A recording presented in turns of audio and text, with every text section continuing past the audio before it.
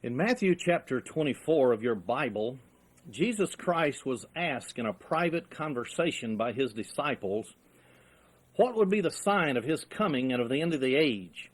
And in verse 3 he said, and as he sat upon the Mount of Olives, the disciples came unto him privately, saying, Tell us, when shall these things be? What shall be the sign of your coming and of the end of the world? The word world is age in the Greek language. Now, the Apostle John on the Isle of Patmos received somewhere between 90 and 96 A.D. visions of the end times, the day of the Lord. In chapter 13, it shows that there would be a beast that would rise, and a beast in Bible prophecy is government. In chapter 17, it also shows that that beast would rise, and it would actually make war with Jesus Christ as he comes back to this earth. So in verse 42 of Matthew chapter 24, Jesus, after discussing all of the events that they could watch for in generalities, made the statement, Watch, therefore, for you know not what hour your Lord does come. So Jesus told us specifically to watch all these world events to make sure that we know exactly the approximate time period when he would come back to this earth. As it's stated in Revelation chapter 13 and 17, there would come the rise of a world government at the end of the age. But as we look around us today, and as we see communism continuing apparently on the outward surface to dissolve around the globe, and the Marxist theorists are increasingly becoming outcast in the political and the economic communities, there have been tremendous mysteries surrounding the infiltration and the intrigues of the Marxists for long periods of time that are now beginning to come to the surface. One place where such intrigues and activity has taken place and is now surfacing is the Institute for Policy Studies in Washington, D.C. The Institute for Policy Studies is an extremist, violent-prone organization which is dedicated to the radicalizing of the American society along Marxist socialist lines. This institute is an organization which has firm ties to anti-American terrorist and militant Marxist groups worldwide. And this Institute for Policy Studies is an organization where Bill and Hillary Clinton have firm ties even to the present moment that I'm speaking. It's perhaps for this particular reason that concern over the election of President Clinton was expressed before the November 3rd, 1992 elections by such personalities as Rush Limbaugh, also a Mr. Donald S. McIlvaney, and in writing in yet another magazine an article, The American Spectre, a man by the name of Daniel Wattenberg. All this was prior to the election, but it received no notoriety. And for good reason, because FBI documents reveal, and I want to quote the following, and this is why it was suppressed, and you've never heard that they had anything to do with the Institute of Policy Studies. I quote the FBI documents. The Institute for Policy Studies is described as a Washington-based think factory which helped train extremists who incite violence in the United States, and whose educational services, research services, as a cover for intrigue and political agitation. End of quote. So their research facilities serves as a cover-up for their real purpose. I'll quote yet another FBI document. Individuals who have been identified as Communist Party members have participated in Institute for Policy Studies functions. Institute for Policy Studies representatives have also affiliated with known communists. End of quote. Yet a third FBI document.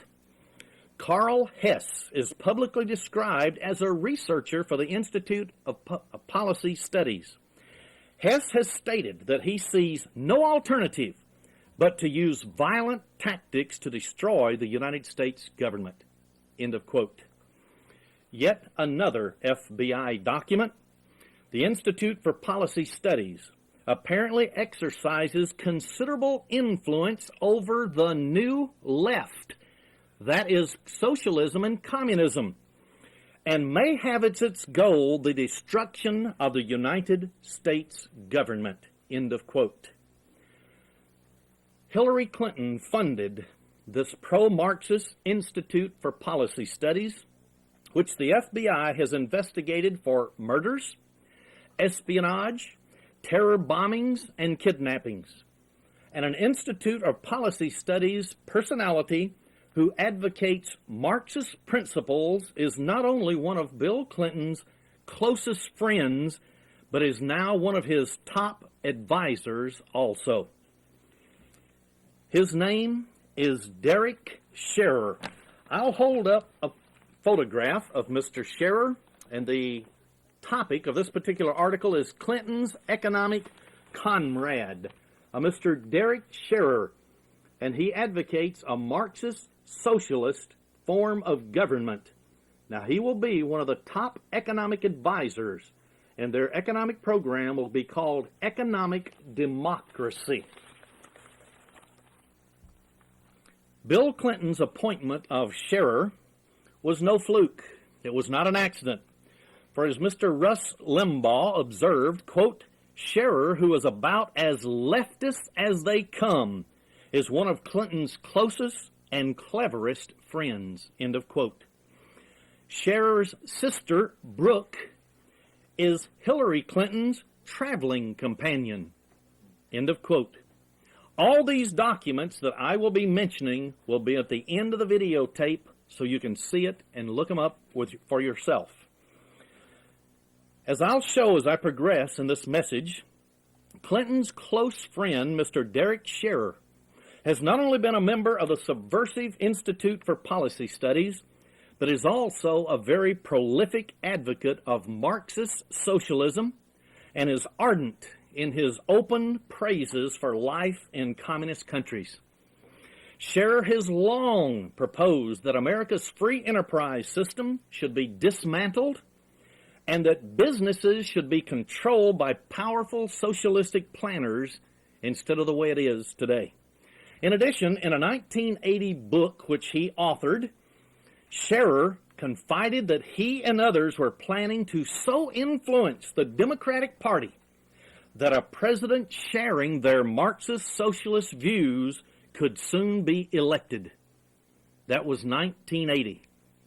When was his personal and closest friend, Mr. Bill Clinton, elected? November 3rd, 1992. Derek Scherer is not the only link that President Bill Clinton has to the Institute for Policy Studies. I'll show as we progress that he has long been involved with individuals who have been associated with the Institute of Policy Studies. Bill and Hillary Clinton's been engaged in this elaborate network with its personnel and with its supporters financially. And now they are in the White House to rule the United States of America with a fellow Democratic Congress, House of Representatives and Senate, and he and Hillary are Democrats. These revelations of a very long-standing Institute of Policy Studies and Scherer plan to orchestrate the election for a socialist or even Marxist-oriented president are very disturbing, especially in view of secret FBI reports that verify that the Institute for Policy Studies has actually infiltrated with radicals, Marxist radicals, into high positions in the government. No wonder they're saying communism is dead. The Cold War is over, because now they have their hands on the throttle of the United States government. I will quote now an FBI file. Quote, "This gives the Institute for Policy Studies activists access to government secrets as well as the opportunity to influence opinions and political developments. Obviously, the Institute is in a position to infiltrate persons into the government agencies who are indoctrinated in revolutionary ideology. They constitute the new united front with penetration in depth by communists.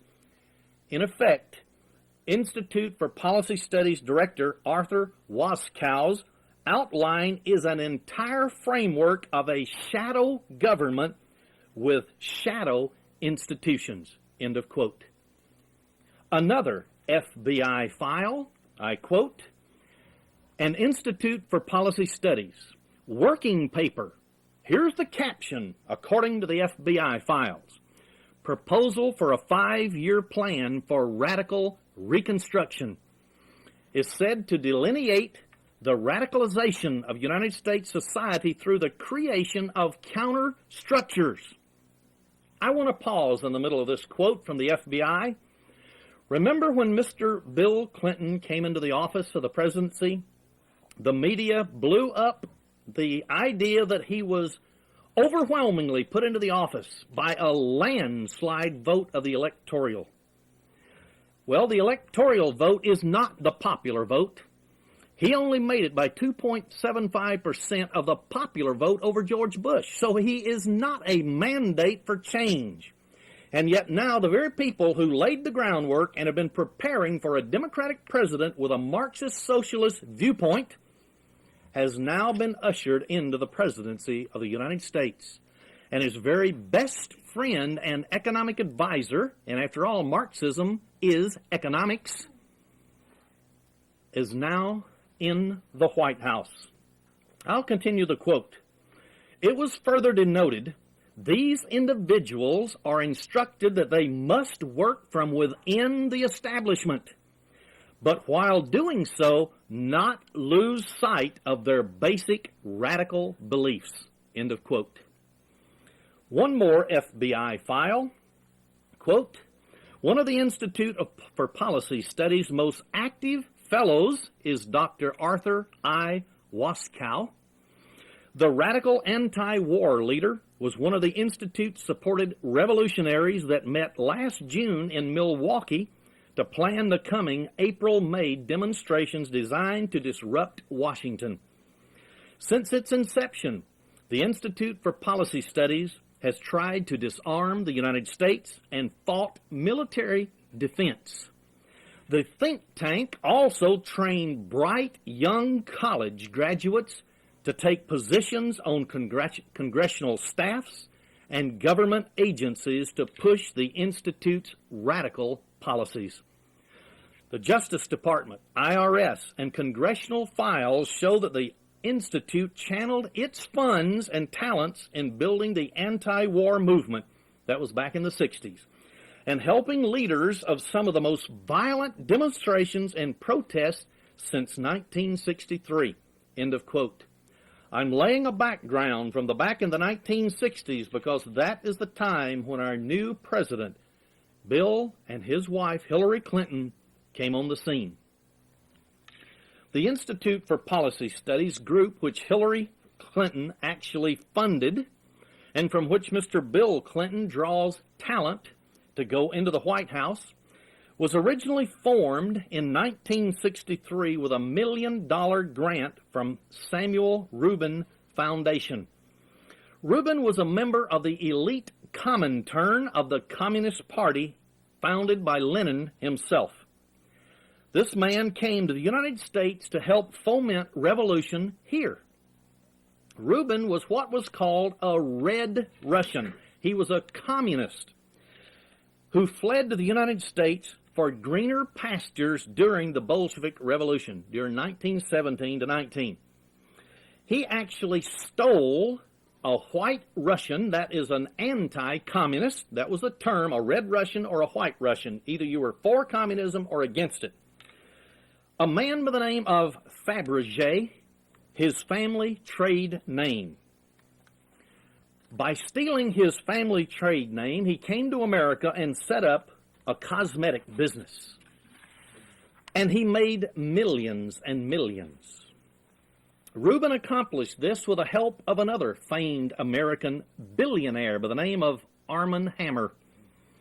who also profited very greatly financially from this scheme. Armand Hammer, whose father was a personal friend of Lenin and a Communist Party member, himself was suspected by the CIA, the FBI, the State Department, and the National Security Council of being a secret Soviet agent for most of his life. And only in the last 4 or 5 years, since Glasnost and Perestroika, have some of the files of the dreaded KGB been opened.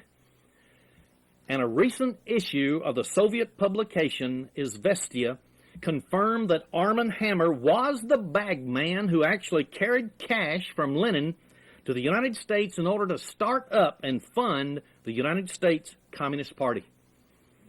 And interestingly, but Vice President Al Gore has links to the same Armand Hammer through business.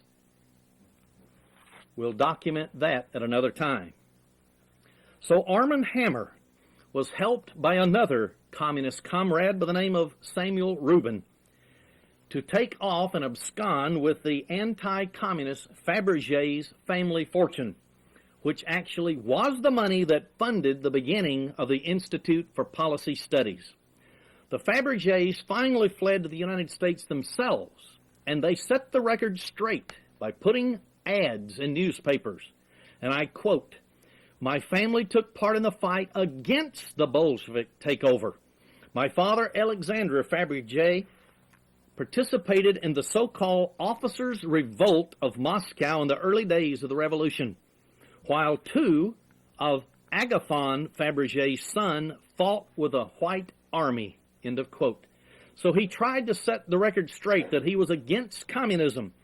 Finally, the Fabergés took Rubin to court. He won in the court battle, but they had already made their fortune and was able to use that money to start the Institute for Policy Studies. Rubin's daughter, Cora, has long played a very important role at the Institute for Policy Studies. Her husband, Peter, has served on the Institute's as the Institute's chairman of the board.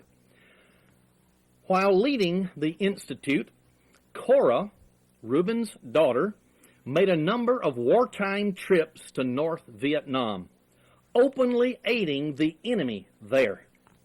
She and her husband, Peter, have also been implicated in such intrigues as picking up Soviet agents who were themselves being spied upon by the FBI counterintelligence teams.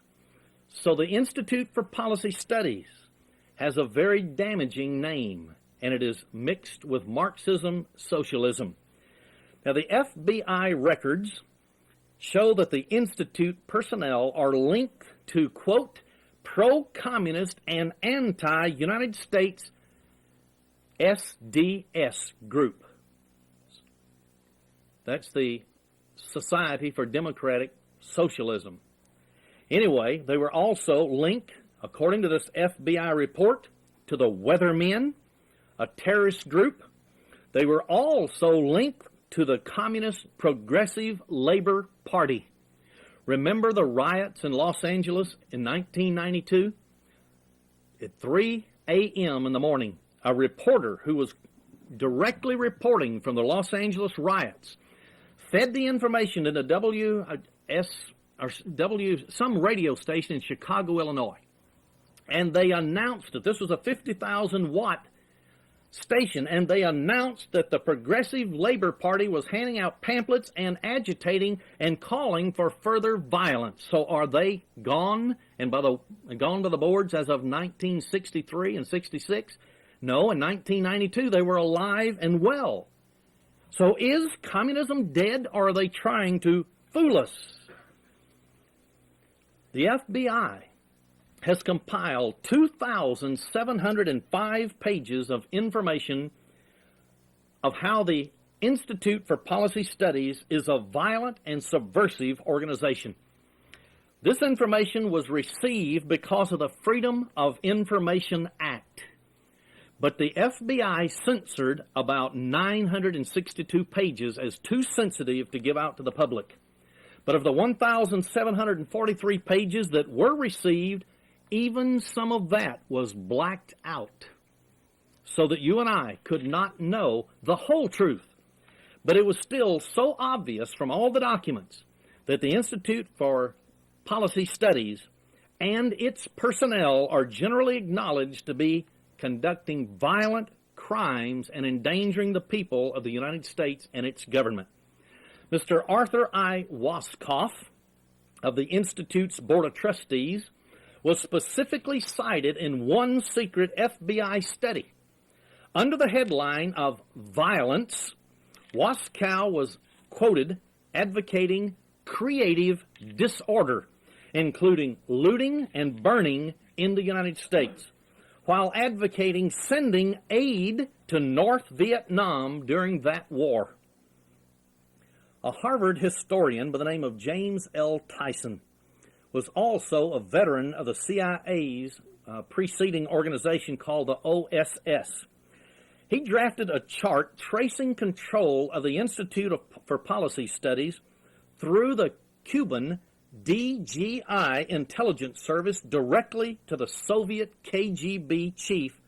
At that time, his name was Cherenkov, who reported directly to the Communist Party Central Committee in Moscow. These are FBI documents.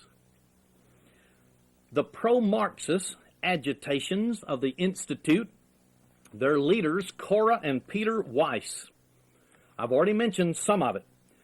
The money that started it up came from a Communist Party member, Rubin, who was the father of Cora.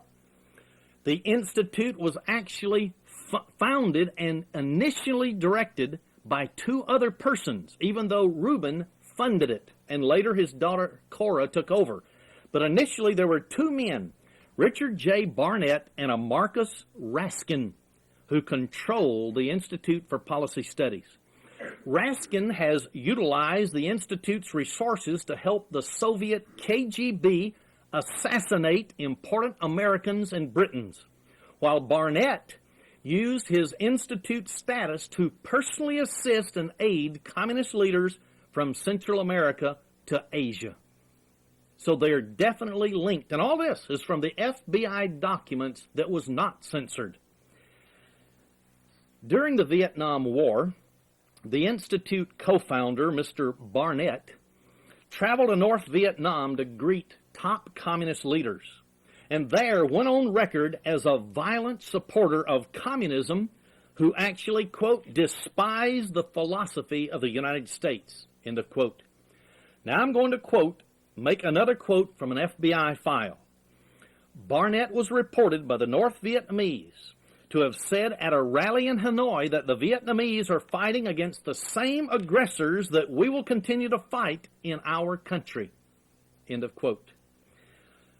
Later, at the behest of Marxist dictator Ortega, the Institute for Policy Studies leader Barnett traveled to Nicaragua in 1983, 84, and 85 to help Ortega set up his new Marxist Sandinista regime.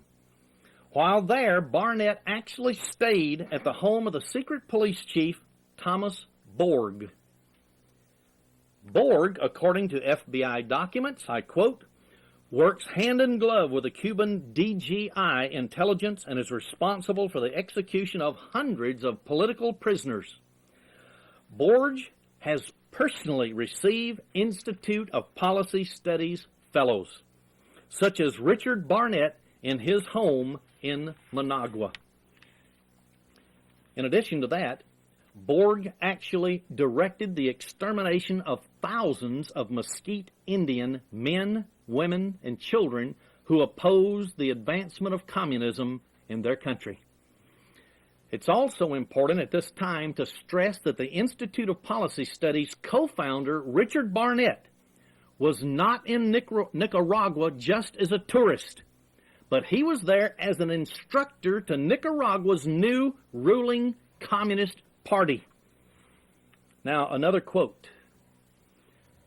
For after returning to the United States, Borisov and Landau, these are two other men, reported that they, including Barnett, had gone there to make sure that the 8 ministries of the Sandinistas had their projects in order, so that European support, which the Institute was also organizing, would continue to keep communist Nicaragua from being isolated politically and economically. When the Sandinista president, Daniel Ortega, came to New York in November 1985 and in July 1986, he paid a personal visit to the Institute's Cora and Peter Weiss. End of quote. Can we begin to see the connection now? There is another Institute for Policy Studies leader by the name of Samuel Landau. This man actually aided Fidel Castro. He was actually quoted as bragging that he and Barnett were important advocates for the Nicaraguan Marxist elite, and that this man has a very interesting, as the FBI calls it, rap sheet. He was born to parents who were both Communist Party members. Landau spent much of the 1960s in Castro's Cuba with a famed organization called the Venceremos Brigade, abbreviated VB. According to the FBI documents, this Venceremos Brigade was formed by the Cuban DGI intelligence group under the direct direction of the Soviet KGB to help Castro recruit, and I quote the document, individuals who someday would provide the Cuban government with access to political, economic, and military intelligence. End of quote. So they were recruiting Americans who could win high positions, who could give them this information from the government. While in Cuba, Landau became a very close personal friend of Fidel Castro. As a direct result, Landau, and I quote, "Cuba is the first purposeful society that we have had in the Western Hemisphere for many years." End of quote. Does this tell where these people stand? Landau has produced a number of openly pro-communist documentary films. These documentaries actually praise Castro and other Marxists. He actually filmed these on location in the communist countries. One pro-communist documentary film, it actually included the actual torture to induce a confession of an anti-communist, and then later this anti-communist, after confessing, was executed. Landau's communist activities are a matter of public record. For example, in 1978, he was a featured speaker at the World Communist Youth Festival in Havana, Cuba. There he shared the rostrum with ex-CIA turncoat and KGB collaborator Philip Agee. And Philip Agee, with the assistance of the Institute for Policy Studies, helped the KGB assassinate United States and British agents, all in the files of the FBI. When confirmed, Marxist agent Orlando Letelier was killed in a car bomb while on a secret Cuban spy mission. His trusted friend Landau personally shredded the spy's documents and files.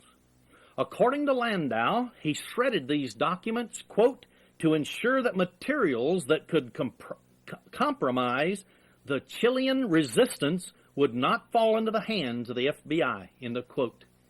So here is an Institute of Policy Studies man who actually is engaged in the overthrow of the Chilean government for communism. And yet this is the institute that's now providing individuals to be counselors, advisors to run the United States government under Bill Clinton. After the blast that killed Letelier, FBI agents converged on his home. They were greeted at the door by a man by the name of Mark Snyder, a personal aide of Senator Edward Kennedy.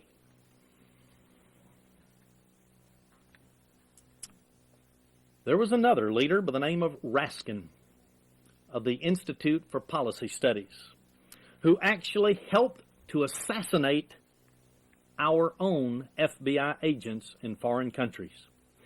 Co-founding the institute with Barnett was a man by the name of Marcus Raskin.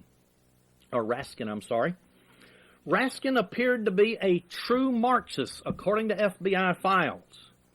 In one of the Institute's publications, he wrote, and I quote, "Such positive social philosophies as Marxism are beginning to have a larger following. We are all Marxists, either by using that analysis or by playing out as actors the tragic role Marx foresaw." End of quote. So he said every one of them at the Institute were either outright Marxists or were following the Marxist doctrine, just playing a role in preparing the world for international socialism. Raskin's specialty appeared to be anti-American espionage. Raskin participated in such conspiracies by providing the Institute's resources and personnel to help start up a magazine called Counter Spy. Counter Spy actually would ferret out and discover the names of United States FBI agents overseas. Then they would print the magazine and reveal the names of those individuals in foreign countries. This was led by the CIA defector Philip A.G. Notice now, new evidence in the FBI documents reveals, I quote, "CIA defector Philip A.G. has been revealed as a paid agent of the Cuban Intelligence Service and the KGB." End of quote. The day after Richard Welch, which was the CIA station chief in Greece, was exposed in Counter Spy magazine, he was shot to death by communist gunmen in front of his wife returning from a party. The Institute expressed very little regret in that their actions helped to kill a United States government agent. In fact, at least one of the Institute's men stated about the death that Welch got what he deserved. Remember, this entire message will be documented.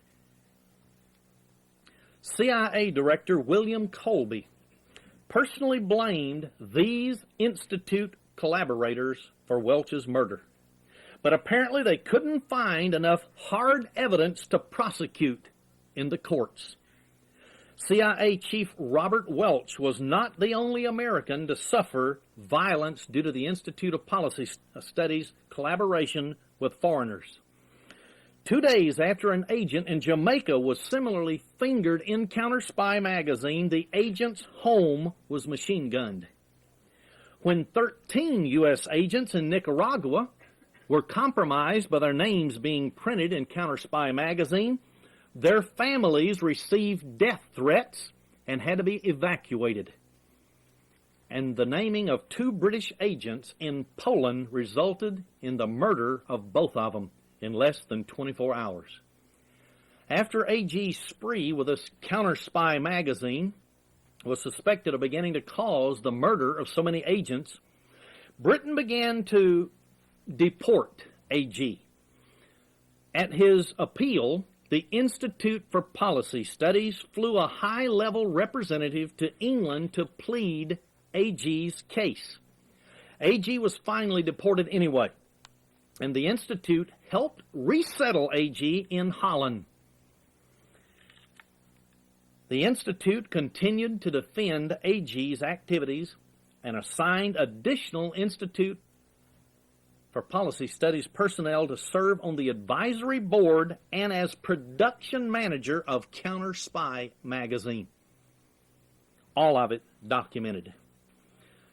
Now, various governments didn't take very kindly to such episodes as having their agents fingered and killed. At least one nation eventually started killing Institute for Policy Studies members in retaliation. In September of 1976, a car bomb was credited to Chilean intelligence, and it blew up the Institute for Policy Studies headquarters right in front of it, killing Orlando Letelier. who was the man who was helping to overthrow Chile. And there was another member of the IPS who was killed in that particular bombing. His name was Ronnie Moffett. There were charred documents that they dug out of this car bombing, and the briefcase of Letelier that did not burn completely. And it showed that he was not the only Institute man who was participating in these overseas programs. It showed that he, though, was a paid agent of the Cuban intelligence agency DGI, and that he was a member of the Chilean Socialist Party in addition to being a paid spy. This is heavy information. And yet they said, what did Mr. Khrushchev say one time when he came to, or he said it on Russian television, I think. He said, we can't ever socialize America by overthrowing it. The American people will never vote knowingly to bring about socialism. But we will send liberal congressmen, and they will pass every single fragment of the socialist program, and America will wake up and not even know how communism overtook them. Now do we see a brand new president coming into the White House? Are we seeing the very people that he's surrounded by as international agents for socialism?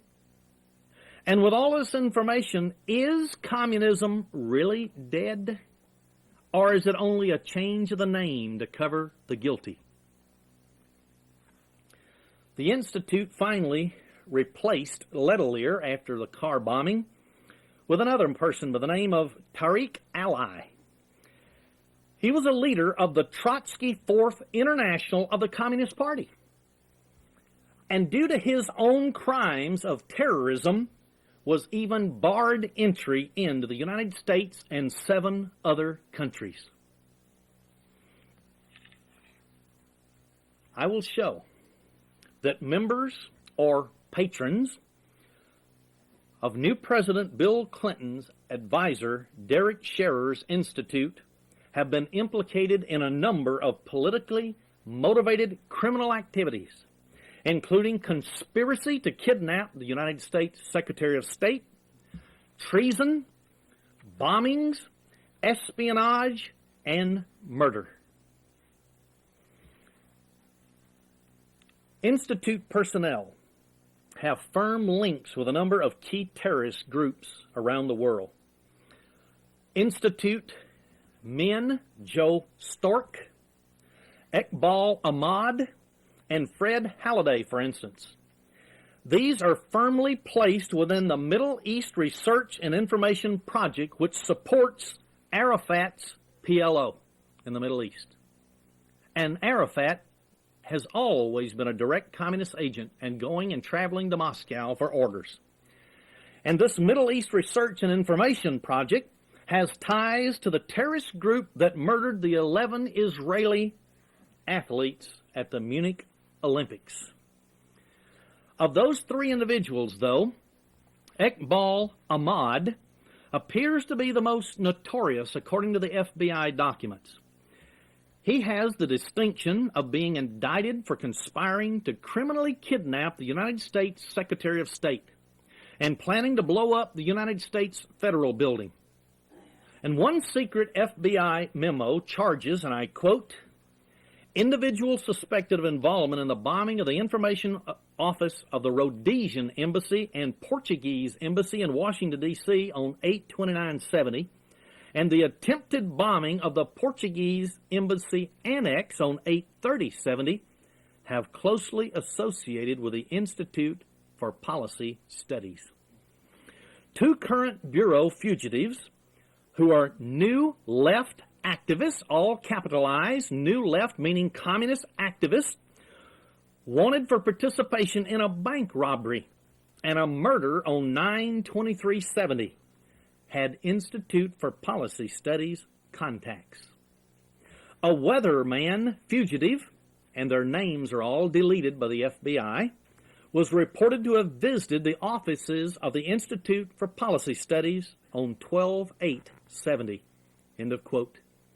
Can we begin to see the ties now of the Institute for Policy Studies all over the world to promote international socialism and communism. And now what did Mr. Bill Clinton say when he went into the office of the presidency? He said that the American people have demanded a change. Get ready, America. You're being warned. There's coming a change that you wouldn't dare vote for. One confidential FBI investigation of the Institute for Policy Studies had this to say. Treason, this is the headline. Treason, violent revolution, and more communist espionage. Quote, this investigation is based upon information which indicates that caption organization is engaged in activities which could involve violations of Title 18, United States Code 2387, sedition, U.S. Code 793, espionage, U.S. Code 2101, anti-riot laws, and Title 50, U.S. Code 781-798, Internal Security Act of 1950, and the Communist Control Act of 1954. End of quote. In another secret FBI report, it was reported that the Institute for Policy Studies personnel Carl Hess, quote, sees no alternative but to use violent tactics to destroy the United States government, end of quote. That same report quoted the Institute's leader, Arthur Waskow, stating, I quote, revolution must be planned, organized, and then pulled off, not through the courts, but through the methods that put lives on the line, end of quote. The Institute for Policy Studies even mailed out agitational briefing cards telling prospective revolutionaries, which included on this card the Institute's phone number, and said, if you're having problems, call, I quote, in a riot or rebellion to obtain information, for legal assistance, for medical aid, for food and housing, to report police brutality, end of quote. In other words, any subversive movement that created rebellion and riots, they would be right there to back them if the government came down upon them. And subversive underground publications such as Combat, which are dedicated to the overthrow of the United States, its government, and the establishment of a Marxist dictatorship, have praised the Institute of Policy Studies and disclosed previously unknown facts about the Institute's role in the underground guerrilla warfare. No wonder a special agent reported to the FBI director, and I quote, CIA has made the observation that the Institute for Policy Studies potentially presents an excellent source of information for foreign intelligence services, end of quote. Other FBI messages also revealed that the Institute might be channeling coded messages for communist insurgents both in America and abroad. I will quote that document. New York FBI office is requested to advise if they have encountered similar incidents regarding coded messages being used by the Communist Party USA. Also, perhaps New York, through some of its espionage sources, might be able to advise if the Institute for Policy Studies has come to their attention as a cover for espionage activities. New Haven FBI is requested to conduct appropriate investigation to determine any subversive activities. Washington Field Office of the FBI is continuing the investigation of the Institute for Policy Studies for possible connections with hostile foreign powers, end of quote. And another FBI file says, Institute officials also reportedly are part of a message network to North Vietnam, end of quote. Photographs even have shown Soviet spies, such as KGB Colonel Victor Tautz, T-A-L-T-Z, and other East Bloc functionaries, as they call them, in government terms, regularly visiting the Institute for Policy Studies headquarters. Also, you'll remember this name, Alger Hiss, once a prominent member of the United States State Department who was imprisoned for perjury. After that he had been tried for a Soviet spy, he was honorably introduced at the Institute of Policy Studies on March 23, 1984, as, quote, a distinguished scholar of the New Deal, end of quote. New socialism in America. For years, communist leaders have stated that if you want to undermine a society and a government, then you need to go in and use all of its art against it. So, the communists, sponsored by the Institute for Policy Studies, drew a 6,300 square foot mural of their Marxist heroes. They called it the Mount Rushmore of Marxism. This was in the city of New York. Here are the people. This was a 15-foot-high portrait of Fidel Castro, Che Guevara, Karl Marx, Vladimir Lenin, Leon Trotsky, Rosa Luxemburg, and Nelson Mandela. All of these in the city of New York with Institute for Policy Studies sponsorship. Well, they also had another huge drawing in the city of New York, and they called this Committed to Print. That was the title of this particular drawing. It was a drawing of a vampire fanged Ronald Reagan, capturing little black children and sucking their blood out of them before eating them. And then, of course, you had the Marxist individuals in the drawing who were pictured as happy and friendly. You see the kind of philosophy they're promoting? Our government is terrible, but their leaders are sweet and kind and good. To be exact, on this last big exhibition, a Marxist liberation theologian by the name of Ernesto Cardenal came from South and Central America, from Nicaragua, to admire this. Here's what he had to say, quote, "The mission of the church these days," and he was in the Catholic Church, "is above everything else to preach communism. Communism is profoundly Christian. Communism, according to Marx, is a society in which there is no selfishness, no injustice.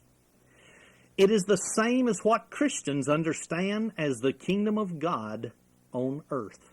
End of quote. To be exact, they have actually sponsored, this is the Institute for Policy Studies, live entertainment on stage. And according to their own literature, it was designed to break down the American culture. On these stage plays, and I could not possibly tell you what went on because it was nudity and the misuse of the human body, and even taking microscopes and inserting it in certain parts of privacy in the female body and showing it on big screen to the audience, and then other awful type of displays. And it was there for one purpose: to destroy Christian beliefs and to tear down the morality of the government. Now I want to ask a question, because you see, Hillary Clinton funded several of these Institute for Policy Studies operations. What did her donations go for? Was it for Marxist assassinations of FBI agents? Was it for helping traitors to flee to other countries? Was it to help armed terrorists? Was it the pornography? Did her money go for? Here's what the media said about the Institute of Policy Studies extremism. I quote the Wall Street Journal, quote, a funnel for disinformation, end of quote. Here's what Forbes magazine said, quote, a radical Washington propaganda mill, end of quote. New York Times magazine, quote, Iqbal Ahmad of the Institute of Policy Studies praised China, Cuba, and North Vietnam as the forces of liberation.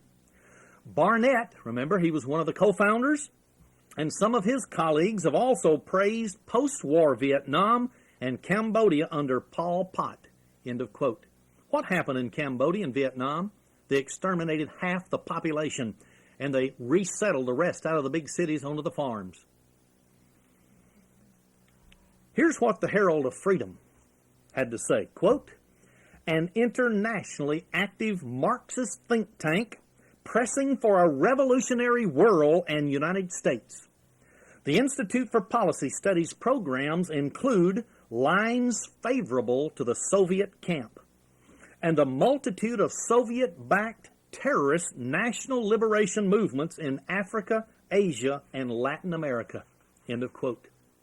Here's the National Review, William Buckley, quote, the perfect intellectual front for Soviet activities which would be resisted if they were to originate openly from the KGB, end of quote.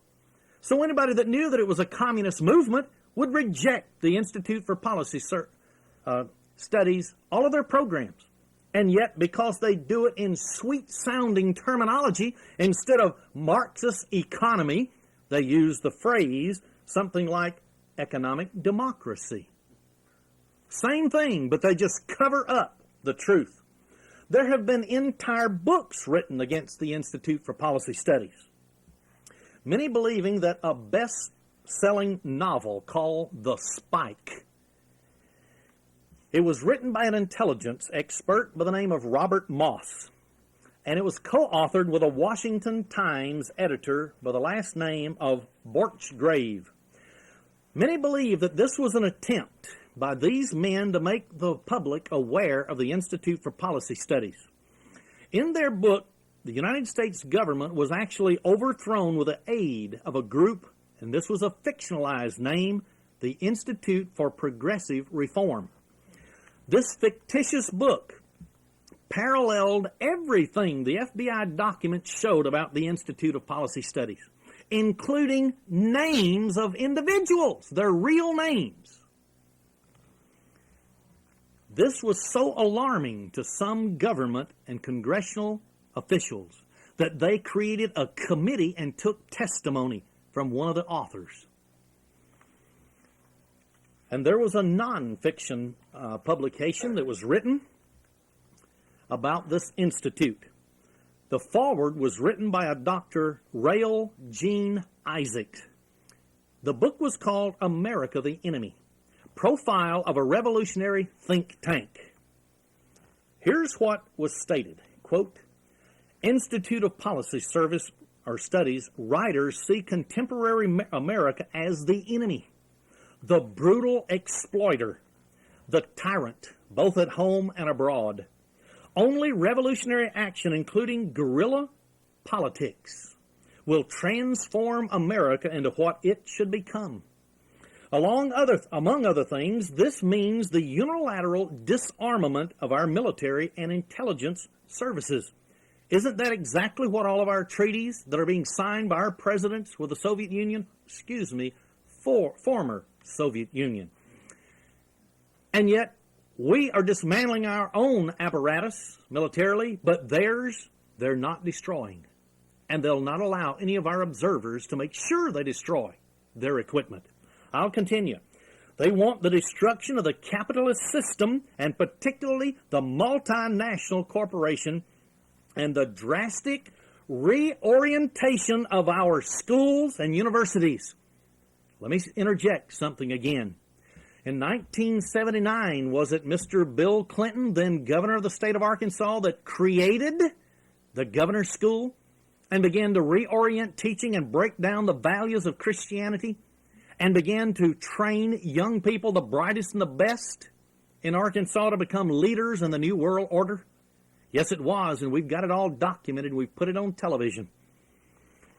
I'll continue now this introduction to this book. No such demands are made for the Soviet Union. In other words, the Soviet Union doesn't have to change a thing. Only America has to change. The Kremlin, according to Richard Barnett, an IPS co-founder, has succeeded in establishing substantiative freedoms for its peoples. The Institute for Policy Studies writers criticize United States foreign policy at every turn. The occasional Soviet lapses from grace, such as support for the genocidal Pol Pot regime in Cambodia, are laid at the door of an aggressive America. End of quote. So even when Russia and the Institute run into loggerhead and don't agree with each other, they always blame what Russia does on America. So it doesn't matter. America can't win. Now, what about Bill Clinton's link directly to the Institute for Policy Studies? As I stated in the opening, one of Bill Clinton's main links to the Institute for Policy Studies is through his very close friend and advisor, Derek Scherer. Clinton wants to actually bring Derek Scherer and all of his philosophies into the White House. If this is the case, what is the philosophy of Derek Scherer? Now remember, we're not talking about the 1960s. We're talking about the 1990s in which every one of us live, and it's going to affect everything we do from now on. He says that he is disgruntled with the autonomy, individualism of American corporations. Scherer advocates, and I quote, dismantling or at least restricting the power of these corporations. He confesses the economic reform program which we've described will inevitably be labeled socialistic. End of quote. Now, if that's the case, knowing that Americans will not respond to a call for socialism, Scherer has dubbed his socialistic program the economic democracy. Here's what he says, quote, socialism has a bad name in America, and no amount of wishful thinking on the part of the left is going to change that. The words economic democracy are an adequate and effective replacement. End of quote. So when you begin to hear Bill Clinton and Derek Scherer talk about economic democracy, know that it is pure, unadulterated Marxism-socialism. Scherer earlier used the same phrase, economic democracy, in a propaganda phrase to promote socialism while running a campaign for economic democracy in California. Who was he running the campaign for? Tom Hayden, who married Jane Fonda. Both radical communists. What else does Scherer embrace? Communist Party leader in Italy by the name of Antonio Gramsci. Bill Clinton's close friend, Derek Scherer, reveals that his economic democracy program is fashioned, in part at least, according to the teachings of the famed Italian communist leader Antonio Gramsci. Gramsci was one of the foremost Marxist theoreticians of this century. Scherer's admiration of this comrade Gramsci, his worldview, and his ability to what he calls actualize that worldview through Bill Clinton is no longer a secret. It's out. Here's what Larry Abraham wrote, quote, in a newsletter. If Bill Clinton wins this election, it'll mark the end of America's goodness. Under a Clinton co-regency, it'll be the total amoral order envisioned 6 decades ago by the Italian Marxist Antonio Gramsci. End of quote from Larry Abraham's newsletter. Scherer's ultimate economic democracy plan appears to include what would make this man Gramsci very happy. It would include controls and restrictions on all businesses, all forms of private enterprise, as well as empowering central planners to regulate prices and taxes and control or even confiscate private property and all personal assets. Do we realize that in 1992 a new law in the state of Oklahoma went into effect where they require every single household to put down every item down to a fork on a piece of paper so they can tax you on it? And that way they'll know every single piece of personal property and asset you have. And all penalties of anybody who won't do it is 20%. That could get expensive. No wonder the Institute then brags that Derek Scherer's economic democracy plan is Euro-communistic in nature. That's their term. Clinton appears to be drinking very deeply from this Marxist well. The American people, if they knew that it was Marxism, would never allow it to happen. But you see, the media had access to all these FBI files, and yet not one single word was mentioned, was it? We're all witnesses to it. The American people could wake up one day and have socialism imposed upon them without their knowledge. Listen to what this man, Antonio Gramsci, said. Quote, Gramsci argued that power is best attained in developed industrialized country through a gradual process of radicalization of the cultural institutions. That's the superstructures of the society. A process that would in turn transform the values and morals of the society. I'll stop in the middle of this quote, just give you one example. What if a nation was truly converted to God and did not believe in homosexuality? Then you infiltrate the pulpits of the churches and you begin to never preach against homosexuality until finally it's accepted as an alternative lifestyle and not a sin. That's how they do it. Now I'll continue. Gramsci believed that as society's morals were softened, so its political and economic foundation would be more easily smashed and reconstructed. End of quote. Now, another quote. There is a conspiracy between the way the Institute for Policy Studies operates and the revolutionary activity advocated by the Italian communist Antonio Gramsci. For both, it is important to infiltrate autonomous institutions, schools, media, that's your newspapers, television, churches, public interest groups, so as to radically transform the culture, which determines the environment in which political and economic policies are played out. End of quote. So in order to take over the politics, they've got to be able to change the society and soften it, all of its beliefs. That's why when people went to the governor's school in the state of Arkansas, they went away and some of them committed suicide. Others wrote notes wanting to commit suicide because everything they had been taught about Christianity was undermined and destroyed in their minds. And they were introduced to a philosophy called Hinduism, which the New World Order religion will be based upon. And so these people were softened dramatically to accept another political and economic philosophy. But Scherer even claims that Marxism helps to humanize individuals. Now remember, this is a personal friend and now advisor of the new President of the United States. He says that we must have a worker-controlled enterprise just like they had in Yugoslavia, China, and Cuba.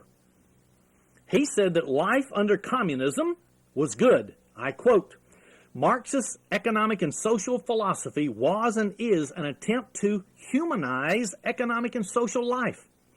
American visitors to China and Cuba, for example, will attest to the austerity of life in those countries. In other words, they don't have anything. And since we've got riches in America, they've got to take it away from us. Now I'll continue the quote. Yet they also comment on the spirit of cooperativeness and well-being that pervades Chinese and Cuban life. End of quote. I would be cooperative too if I had a bayonet in my back, or if I knew that they were going to come and take my wife and children away from me if I didn't cooperate. And if a visitor was brought in, I'd smile too. Well, what about Scherer and his contact with the SDS back in the 60s, Students for Democratic Society, and the Communist Party? In 1975, Scherer helped the Institute for Policy Studies form a spin-off group called the Conference on Alternative State and Local Policies. It was to be a vehicle for Scherer to start implementing some of his socialistic programs. One of the Institute's brochures that advertised this Conference on Alternative State and Local Policies said it was an effort, quote, to strengthen the pragmatic work of the left, which is communist socialist, to enlarge the base committed to policies for a restructured America, end of quote. Now that we understand this, does it just ring loud and clear when Bill Clinton said, America, you've demanded a change? They're going to call it restructuring America. Working with Scherer, Derek Scherer, personal advisor and friend of President Bill Clinton, on these socialistic projects were Lee Webb, whose credentials included a tour of duty with a SDS revolutionary cell, and a Barbara Bick, B-I-C-K, a former member of the Communist Party. This conference on alternative state and local policies was headquartered at the Institute's street address. And the Institute was heavily involved in promoting Scherer's Marxist-oriented economic democracy plan. This is only some of the connections. But now, I will skip a lot of this. I only want to mention it in going. Derek Scherer was the political advisor to Jane Fonda and Tom Hayden in his running for the Congress from the state of California. Remember that Scherer's economic democracy campaign is in reality a propaganda program designed to introduce and then to institute Marxist socialism? Even the Institute admits this themselves, because Scherer's writings, they said, are based upon Euro-communist economic models. And Scherer, quote, is fond of vague phrases like workers' control. That's communism. Conference member Derek Scherer helped write Hayden's campaign platform. The platform is filled with panaceas such as advocacy of state banks, municipally owned utilities, National Health Service, and direct workers' control of industry, end of quote. Anybody that studied socialism know that that's pure communism in its purest form. Now remember when Jane Fonda went over to Vietnam? How Jane Fonda actually sat in a cockpit of one of the North Vietnamese military aircraft and put on a helmet? And pictures were sent back to the United States. She was called the Japanese, what do they call her? Hanoi Jane, yeah. And this is exactly what she was doing, trying to undermine the United States position over there. Now, remember also that in February of 1989, Jane Fonda came out and stated that the money from all of her exercise videos, and I'm going to quote her directly, "The money from my exercise videos goes to my husband's political campaign and to my socialist concerns," end of quote. Now, the reason I'm mentioning this in passing is because her sales of her videos dropped dramatically, showing that people in America will not go for socialism, knowingly. As a direct result, she was invited to be a guest of Barbara Walters on 2020. And here was Jane with tears coming out of her eyes saying that she was so misunderstood and she was a loyal American. But it was later found out, after that show aired, that Barbara Walters' husband was chairman of the board of Lorimar Productions, the company that distributes Fonda's videos. So they were in it to make money together. And not only that, there was something else. ABC Television actually hired and employed the Institute for Policy Studies, researchers and writers in some of their contracted programming. So now we're beginning to see even more in-depth connections with the Institute, and why the television networks never even mentioned it. Well, I want to bring this to a close now by mentioning just a couple of other names. There are a couple of other people that are very close friends of Derek Scherer and therefore of Bill Clinton. One of them's name is Sidney Lenz. Lenz joined a number of Marxist organizations, including the Workers' Party, the Revolutionary Workers' League. He also is a strong supporter of Scherer's economic democracy program. He was active in the peace movement of the 1960s. Lenz also wrote an autobiography entitled Unrepentant Radical, meaning that he would never change his mind. In that book, he defended Marxism. He attacked capitalism, which we live under. He called for public seizure of corporations, nationalization of banks, oil companies, and utilities. He proposed a vast and constrictive national environmental and ecological plan. Who was it that was selected as the vice presidential running mate for Bill Clinton? Mr. Al Gore, who had a spiritual experience and even wrote a book about it. How now he is a radical environmentalist. The whole plan fits together, doesn't it? No wonder it appeared in the campaign that President George Bush didn't even try to get reelected. Now they've got the right combination. Another man, his name is Jerry Rifkin. Jerry Rifkin is an avid supporter of economic democracy. He's a part of the New Age movement. He's also firmly in the Institute of Policy Studies camp. He actually contributed to conferences and seminars at their address. According to Reed Irvin of Accuracy in Media, quote, Jerry Rifkin was formerly a field representative of the so-called New American Movement, which is a descendant of the Maoist branch of the New Left. According to the November-December 71 issue of the group's underground paper, Rifkin was assigned to sanitize its literature and tone down the socialist rhetoric so that it would not drive the average citizen away.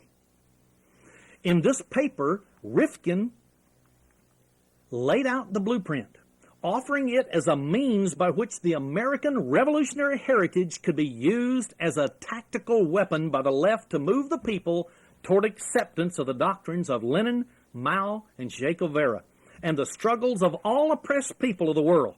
The man behind Rifkin is the old leftist John Rosen, R-O-S-S-E-N, a former Communist Party organizer. Their economic democracy is an example of Rifkin toning down radical rhetoric to make it more palatable or digestible to the average man. It means socialism. End of quote. Now, from just what I've shown so far, does it appear that the final stage is being set for the 90s to radically alter America to a one-world socialistic program? What about Bill Clinton?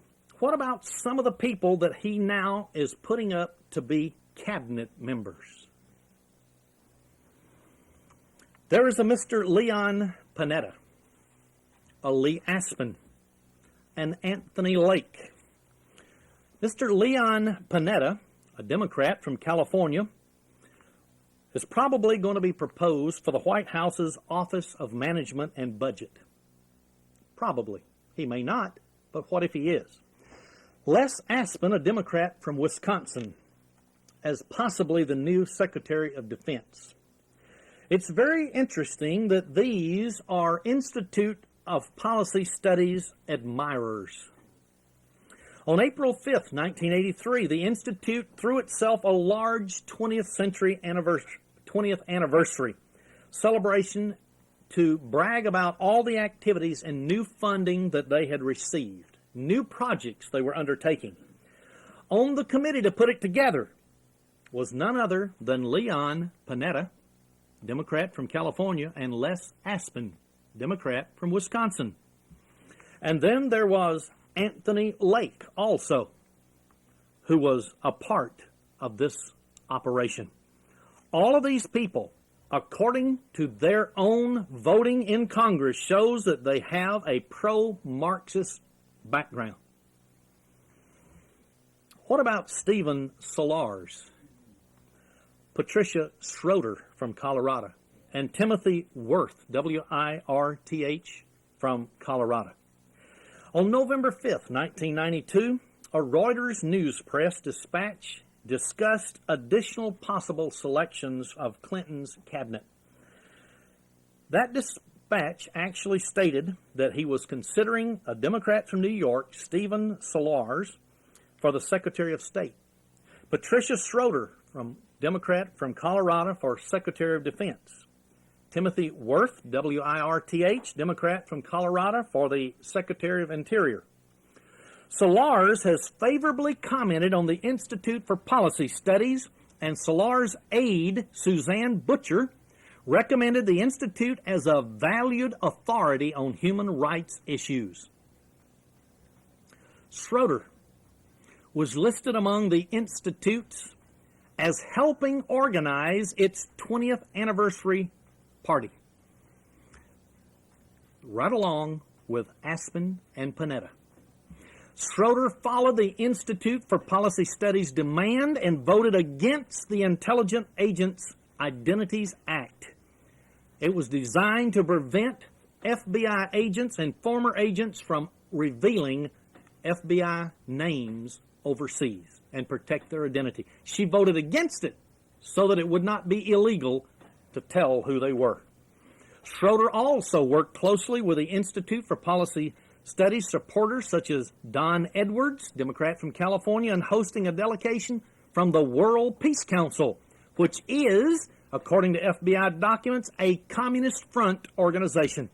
And I will quote their document: the largest and most active Soviet International Front organization, one of the Soviets' major instruments for political actions and propaganda in the peace movement, end of quote.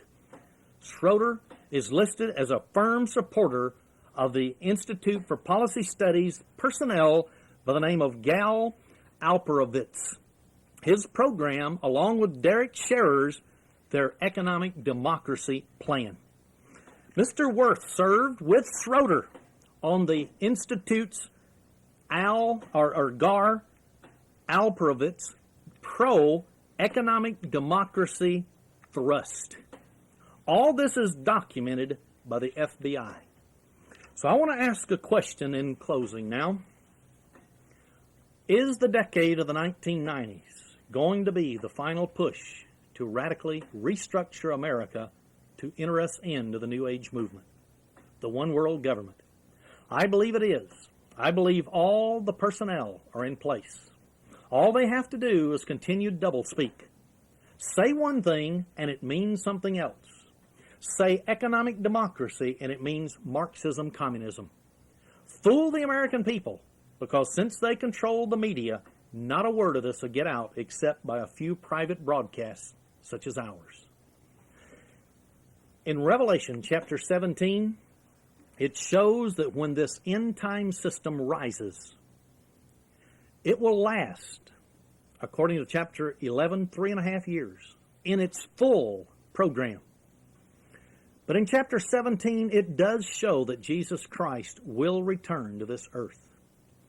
You and I have a tremendous opportunity, because if we will not be fooled by the system, you and I will have the opportunity, according to Revelation 5:10, to live and reign with Christ on this earth. Everything that Marxism, socialism wants to promote But without the Holy Spirit of God, you and I, under the direct leadership of Jesus Christ, will implement the perfect government of God. And when God pours out His Spirit upon all flesh, all mankind will finally be happy. There has been no time in human history, except for a brief moment in the Garden of Eden, when man has been happy. Godspeed that day.